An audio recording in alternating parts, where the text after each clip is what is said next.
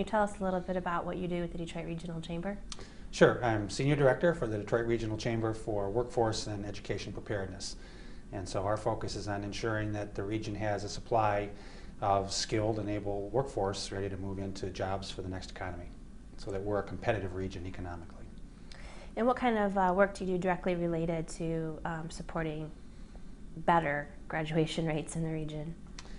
Well, the Chamber, we have a program that we administer that we've actually administered for a long time, known as the Detroit Compact, which is a partnership with Detroit Public Schools and our higher ed partners, both public and private higher ed, that guarantees tuition assistance to students who meet certain academic standards and essentially provides a free college education to students who meet certain standards upon completion of high school.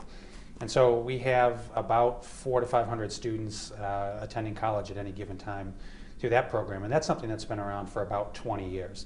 So that's kind of a narrow programmatic focus that we've had, and it's a program that continues to assist students. But from a broader perspective right now, I think the thing that we're most engaged with that would impact education and education attainment is a grant that we administer called WIRED, Workforce Innovations and Regional Economic Development. It's a grant from the U.S. Department of Labor, and we administer it, actually we have an advisory board that's a partnership with a number of other community entities, including K-12 education, community colleges, universities, economic development community, and others, to really look at what do we need to do to align our workforce with kind of the emerging economy and where we're headed. And there's programs embedded within that grant that focus on these things, changing the culture of education in Michigan and in our region. You know, we're a state that was used to people being able to earn a really good living without having to worry that much about their education attainment. And that made us different than most other parts of the country or the world for that matter. And those days are over. I think people understand that, you know, the good paying, low skilled jobs are gone. I don't think that there's a recognition yet, though, that education is really the only way forward, both for individuals and our region.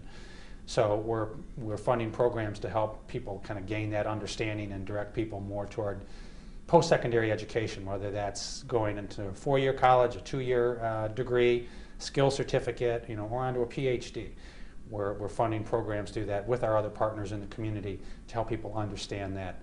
And then we're also funding some programs to really help students in the area of STEM, which is science, technology, engineering, and mathematics. And you know, there's been a tendency to teach those subjects for a long time the way we've traditionally taught kids. You know, in a classroom with kids, you know, 30 kids in neat rows at desks, and you know, we try and teach these very complex subjects. And you know, only a certain percentage of the kids really learn subjects that way. So there's new programs like, well, actually the Detroit area pre-college engineering program has been around for quite a long time. And they work with kids kind of in a very hands-on, project-oriented environment. And there's another project that we're supporting called Project Lead the Way, which is designed specifically to get kids into kind of engineering fields. One, to build more interest and then help kids master those subjects. And to do that based on them.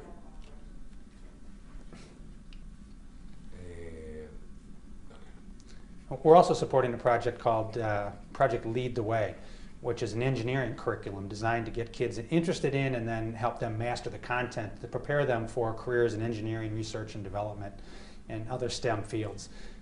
The idea is that, again, not every kid learns in a traditional setting, but there's a lot of kids that can master that content if it's taught in a more creative, hands-on, experiential way, and if they're actually applying their learning. So that program goes out, introduces this curriculum into schools, and our grant helps pay for the training. So those are a couple of examples of the things that the Chamber is involved with to kind of look at this as a big picture and have an impact.